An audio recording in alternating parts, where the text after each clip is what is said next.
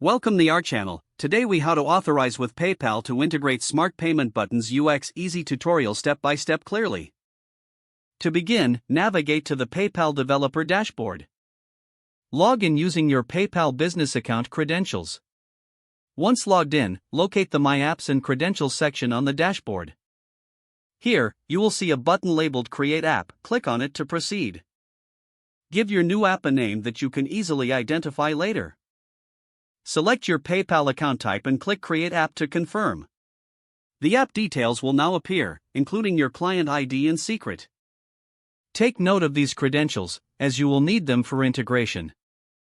Next, ensure that your app is set to live mode when you're ready for production. Now, head to your website or application where you want to integrate the smart payment buttons. In your code, include the PayPal JavaScript SDK by adding a script tag in the header. Ensure to specify your client ID in the script URL. After the SDK is loaded, create a container in your HTML where the button will appear. Use JavaScript to call the PayPal buttons function within this container. Set up the create order function to define how the order will be processed. This should include details such as the purchase amount and currency.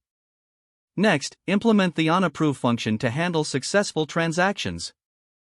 In this function, capture the order and update your application as needed.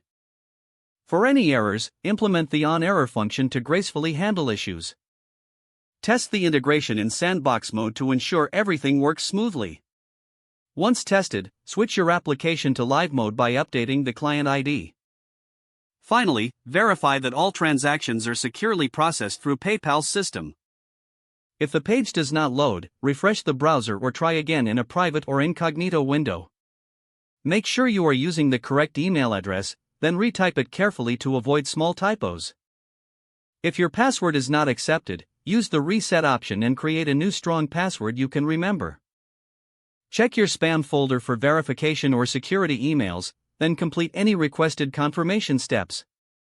Enable two-factor authentication if available to improve account security and reduce unauthorized access risk. After signing in, review your profile details so your contact information and settings are accurate and current.